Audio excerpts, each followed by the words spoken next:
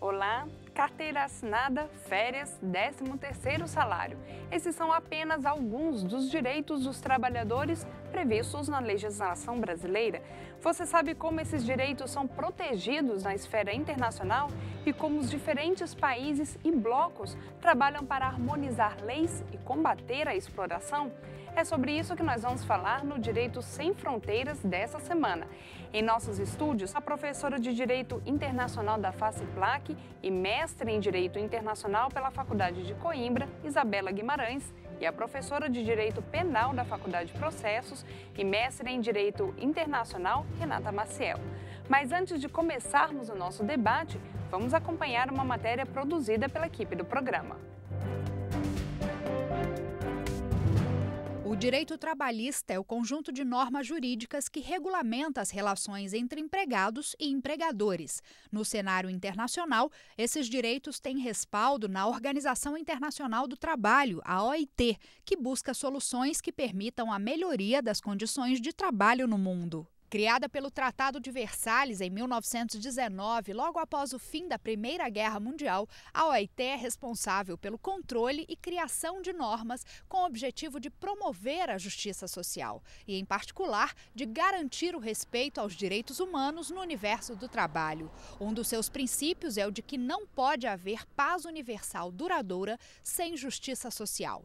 Dentre as várias atribuições de maior relevância da OIT, destacam-se as seguintes: atuação política, visando assegurar bases sólidas para a paz mundial; atuação econômica, visando garantir a concorrência mundial; e atuação humanitária, visando denunciar os abusos e irregularidades relativas às condições de trabalho, sempre no intuito de diminuir as injustiças sociais. Mesmo com a atuação da organização, alguns direitos garantidos ainda são violados, como é o caso da jornada de trabalho excessiva e da falta de estabilidade à gestante.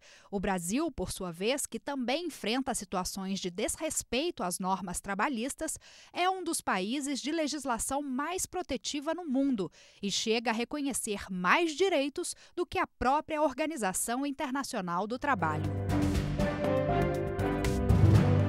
Bom, sejam bem-vindas ao Direito Sem Fronteiras. Bom, eu gostaria de começar, Renata, explicando um pouquinho sobre quais foram os direitos trabalhistas que foram adquiridos ao longo dos anos no Brasil. Quais foram os mais importantes direitos?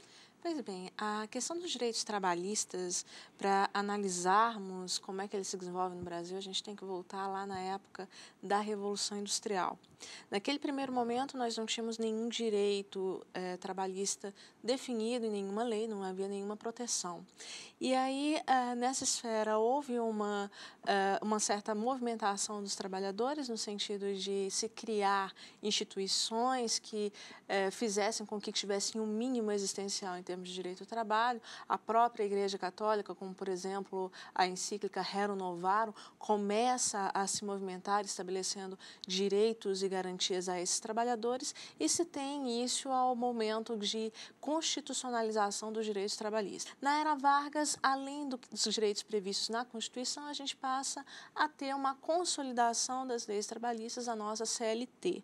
E dentro da CLT a gente tem garantias com relação à remuneração, jornada de trabalho, com relação também a proteção quanto a questões de agentes insalubres, agentes periculosos. Esses direitos trabalhistas que nós temos aqui, quem fiscaliza, quem é que vê se eles estão sendo cumpridos ou não? Isso é uma obrigação de quem?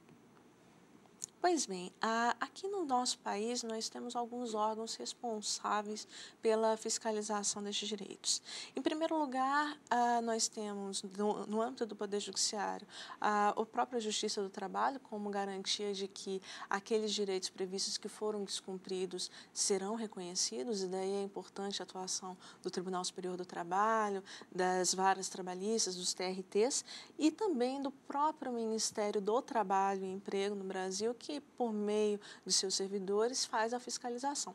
Além disso, nós temos o apoio do Ministério Público do Trabalho, que atua conjuntamente com o Ministério Público Federal, e também a Defensoria Pública da União, que, ao verificarem uma situação de trabalho escravo, elas movimentam aí tanto na esfera processual, quanto no âmbito civil e trabalhista, mas também no âmbito penal. Então, o Ministério Público Federal cuida da parte penal, já que trabalho escravo aqui no Brasil tem uma previsão lá no artigo 149 do Código Penal, e a parte trabalhista fica a cargo do Ministério Público do Trabalho e também da Defensoria Pública da União, que movimentam as ações respectivas na esfera lá da Justiça do Trabalho. Agora, quando a gente leva isso para o âmbito internacional, Isabela, quem é que fica nessa questão de fiscalização? Como é que é feito isso? Acaba que no âmbito internacional as coisas se complicam um pouco porque há ausência de um ente soberano como o Estado. Porque no âmbito internacional os Estados eles participam em âmbito de coordenação, são Estados soberanos que exercem relações coordenadas. Então a ausência de um órgão central para impor, para cobrar, para exigir esses direitos por parte dos Estados-membros acaba se tornando uma situação um pouco mais complicada, um pouco mais difícil. Mas, a despeito disso, a gente tem organismos internacionais, e o grande exemplo é a Organização Internacional do Trabalho, a OIT, que, conjuntamente com a ONU, movimenta ações não só de convenções, recomendações sobre direitos trabalhistas, mas também recebe denúncias de direitos trabalhistas sendo descumpridos por parte de Estados-membros dessa organização. Nesse sentido, no âmbito internacional, existe uma proteção, até porque, quando a gente fala de proteção do direito do trabalho, está intrinsecamente ligado à própria proteção da dignidade da pessoa humana. Então, não há como falar de dignidade se você não fala de um trabalho digno, de condições dignas de trabalho. Então, no âmbito internacional, as organizações internacionais, elas se unem para proteger esse trabalhador. Mas a ausência de um órgão que possa efetivamente impor, a exemplo do que acontece dentro dos estados, com o próprio Ministério Público, com a própria Justiça, que impõe, que obriga, que aplica sanções, acaba dificultando um pouco essa fiscalização.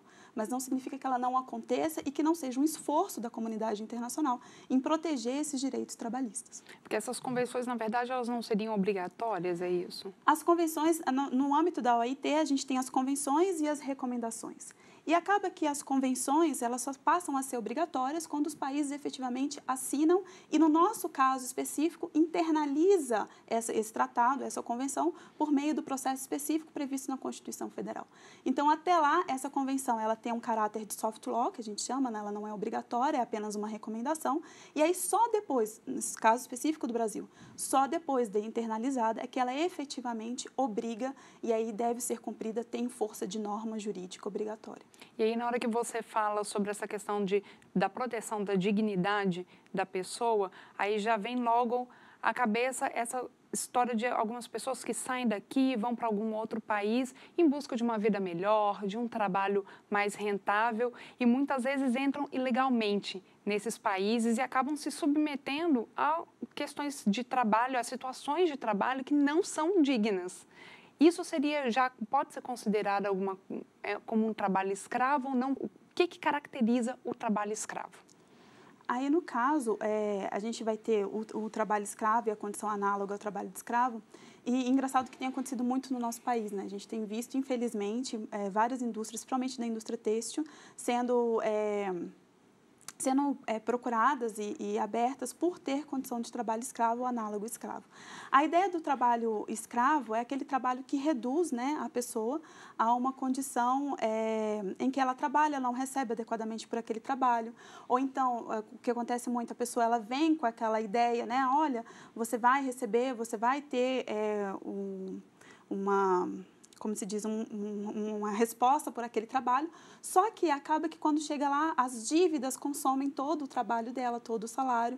Então, são condições em que o trabalhador, as regras de trabalho, elas não são devidamente cumpridas.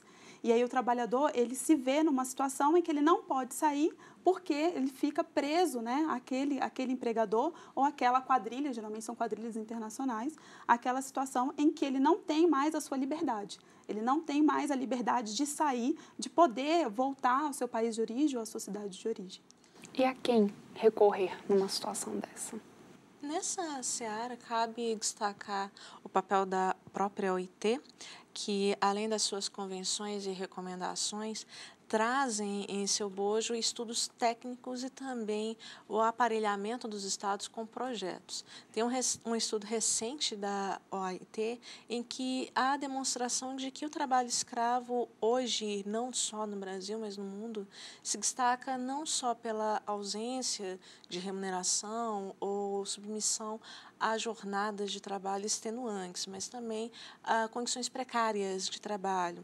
Então, por exemplo, existem situações que foram descobertas aqui no Brasil pelo Ministério Público do Trabalho, em um trabalho conjunto com o Ministério do Trabalho e Emprego, em que pessoas lá da área agrícola mantinham esses trabalhadores em situações indignas. Por exemplo, num caso específico, nós tínhamos a situação de um indivíduo que tinha uma fazenda e ele colocava os seus trabalhadores para morar em um local que não tinha água potável, que não tinha um mínimo de saneamento, não tinha comida e eles eram obrigados, assim que recebiam seus salários, a fazer compras em uma espécie de comércio que era regida pelo próprio dono da fazenda e, como a professora Isabela demonstrou, fazendo com que ele tivesse dívidas sobre dívidas e não tivesse aí efetivamente a contraprestação pelo seu trabalho. Ao serem resgatadas ou descobertas, qual é o encaminhamento que é dado para essas pessoas? Você tem o aspecto civil trabalhista,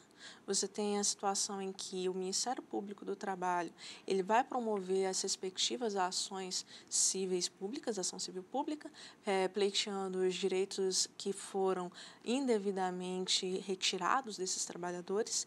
Então, você vai ter o recolhimento das verbas trabalhistas todas, mas, de todo lado, você também tem a trilha penal. No Brasil e na maior parte dos países da nossa sociedade internacional, o trabalho escravo, a redução daquele trabalhador à condição análoga de escravo é considerada criminosa. Bom, nós vamos para um breve intervalo, mas é só um minuto, não saia daí.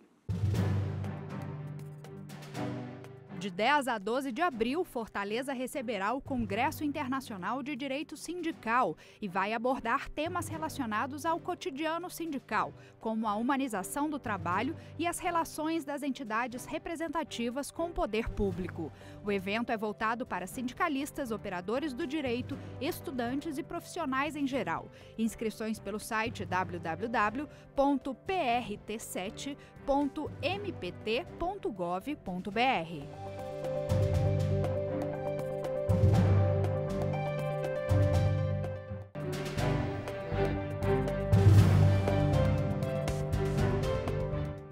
O Direito Sem Fronteiras está de volta e hoje estamos falando sobre direitos trabalhistas no cenário internacional.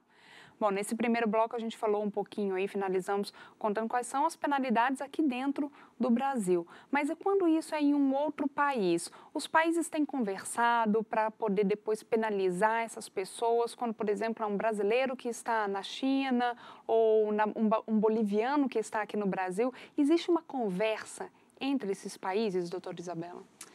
No âmbito internacional, a gente tem que separar os atores internacionais. Então, acaba que você tem os atores, estados e organizações internacionais e, dentro dos estados, os indivíduos, né? Essa perspectiva do indivíduo participando do cenário internacional ainda é muito recente. Mas a ideia é que há um esforço, sim, dos estados, juntamente com as organizações internacionais, especialmente a OIT e a ONU, de tratar essas questões de proteger, tentar proteger os seus nacionais de uma exploração desse trabalho, né, seja o trabalho escravo ou do desrespeito às normas trabalhistas como no geral. E aí um grande esforço e um esforço interessante que se faz hoje é o que acontece, por exemplo, no âmbito da OMC, que a despeito de não tratar especificamente de questões trabalhistas e sim do comércio internacional, mas acaba que a exploração do trabalho, né, a exploração da mão de obra, do desrespeito às normas trabalhistas, acaba também repercutindo na economia, porque você acaba tendo também produtos mais baratos. E isso acaba afetando a economia global, né? A nossa economia, o mundo hoje é a economia globalizada. Então, um país que consegue produzir a preços mais baixos, ele também tem chances de concorrer melhor no mercado. E aí acaba que a grande pergunta mas ele concorre a que preço? Qual o preço que é pago? Né? Como é que é a condição de vida desse trabalhador? Quais são os direitos que esse trabalhador tem? Então, nesse sentido, e é o caso mais comum que a gente vê, é o caso, por exemplo, da China, a OMC tem tentado trazer cláusulas sociais a esses tratados de comércio em que haja um padrão mínimo de direitos trabalhistas sendo preservados. Né? Que o comércio ele não seja um comércio desumano, que agrida a dignidade da pessoa humana, mas, pelo contrário, que ele traga não só o desenvolvimento econômico, mas o desenvolvimento social, o desenvolvimento espiritual das pessoas, né? Como um todo, não só no comércio em si, mas também como trabalhador. Já que, como a gente falou, o direito do trabalho está intrinsecamente ligado à própria proteção humana, dos direitos humanos, e essa proteção dos direitos humanos é uma tônica depois da Segunda Guerra Mundial.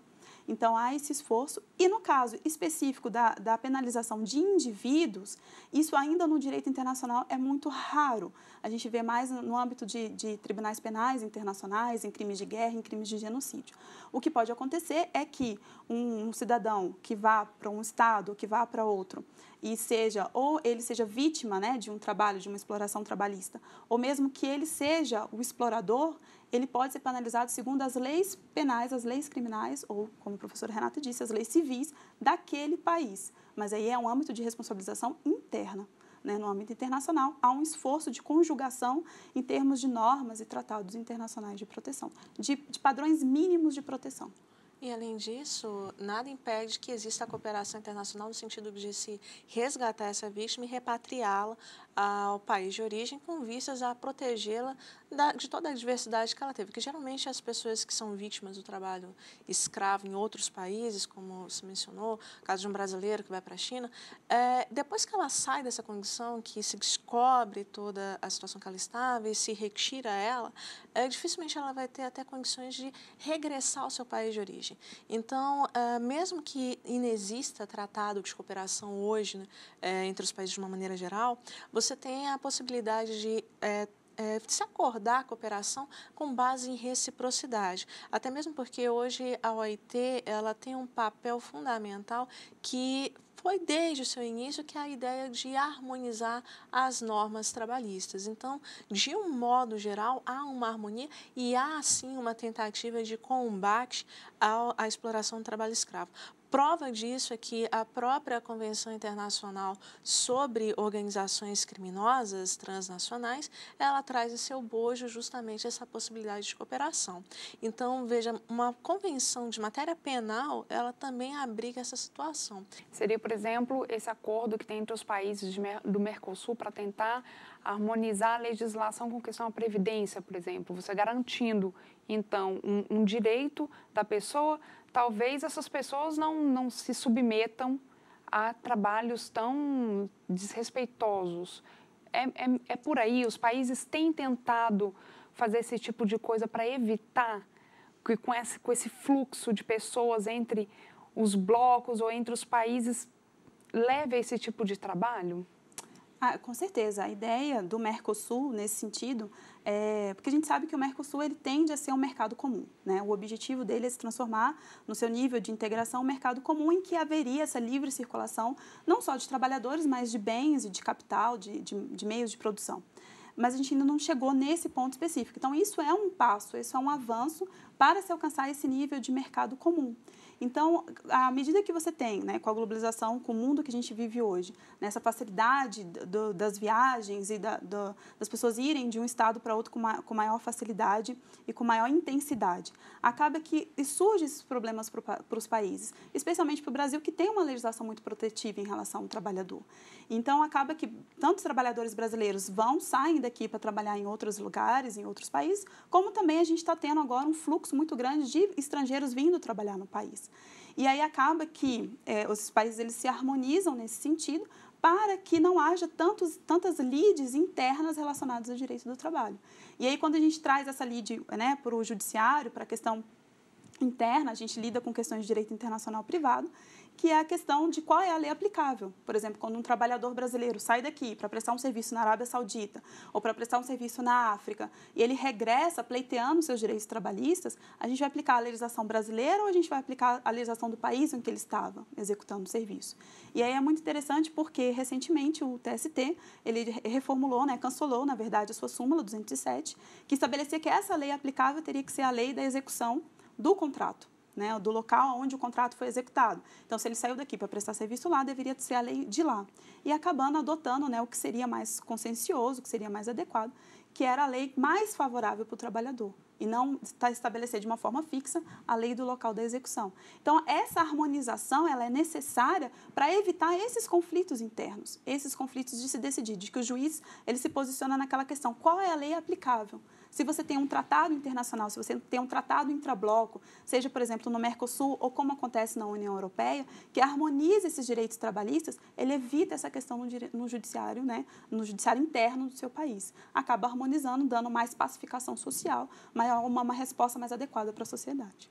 E aí menos trabalho, até menos casos na justiça também, Exato. né? E uma segurança jurídica maior. E, além disso, a própria harmonização dessas normas faz com que esse trabalhador não se sinta tentado a ir em outro país, a laborar em outro país, porque as condições garantias que ele terá em um país ou em outro serão as mesmas. Então, isso evita a migração e, por consequência, evita, de certa forma, o aumento do trabalho escravo.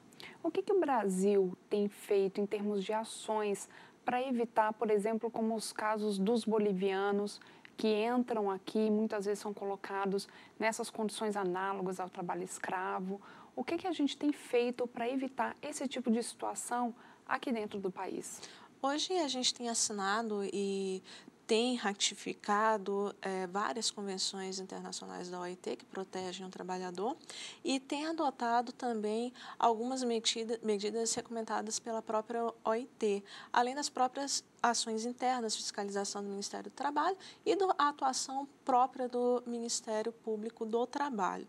Então, hoje, se compararmos com a década passada, nós temos uma maior quantidade de ações ativas do Brasil, tanto visando a prevenção quanto o combate. E a maior prova disso é que hoje nós estamos com a volta da PEC do trabalho escravo ao Senado Federal, depois de ter passado por uma aprovação na Câmara. Então, a ideia de proteção por normas e também por ações eficazes e efetivas dos órgãos responsáveis pela fiscalização do trabalho. Bom, a gente está tendo uma discussão bem grande aí com a questão dos trabalhadores domésticos, né, que agora vão passar a receber os mesmos direitos que os demais trabalhadores. Isso acontece em outros países ou isso é um protagonismo do Brasil? Como é que é o tratamento dos trabalhadores domésticos em outros locais? Na verdade, é um protagonismo do Brasil, porque o Brasil, em termos de mundo, ele é um dos países que tem a maior legislação mais protetiva ao trabalhador. Então, dificilmente você terá outro país que tenha essa mesma proteção ao trabalhador e, no caso especial, dos domésticos. No caso dos domésticos, pode ser que a gente tenha algum problema até maior envolvendo a própria questão do trabalho escravo, com a migração de outras pessoas ao Brasil, com vistas a exercer esse tipo de trabalho, na medida em que você não tem, na execução do serviço desse trabalhador, a geração de lucro financeiro para esse empregador. Então, nesse sentido, a ampliação desses direitos dos trabalhadores domésticos acaba influenciando de maneira até negativa na prática, porque dificilmente você vai ter pessoas que já tratam a questão do doméstico tal qual está na PEC dos domésticos, que foi recentemente aprovada. E aí, somente para reforçar, né, o que a professora Renata disse, a gente tem visto muito noticiado a questão de já trabalhadores escravos, né, que estão vindo, não só condições análogas de escravo, mas de uma exploração mesmo do trabalho, justamente para prestar serviços domésticos, especialmente naqueles estados fronteiriços ali aos outros países sul-americanos, Bolívia, Chile, justamente porque entre contratar um estrangeiro, né, naquele caso concreto, e contratar um trabalhador brasileiro, em que você vai ter que assegurar todos aqueles direitos, na vida prática, as pessoas preferem trabalhar uma pessoa estrangeira, que teoricamente ela se submete a qualquer situação de trabalho. E fica mais barato. Exatamente. Eu gostaria de agradecer a presença de vocês nos nossos estúdios. Eu conversei com a professora de Direito Internacional da FACIPLAC e mestre em Direito Internacional pela Faculdade de Coimbra, Isabela Guimarães, e a professora de Direito Penal da Faculdade de Processos e mestre em Direito Internacional, Renata Maciel. O nosso muito obrigado a você que nos acompanhou em mais uma edição. Quer rever este programa? Acesse o nosso site www.tvjustiça.jus.br e você pode mandar também a sua sugestão e comentários para a nossa equipe. O e-mail é o direitosemfronteiras@stf.jus.br. A gente se encontra na próxima semana. Até lá!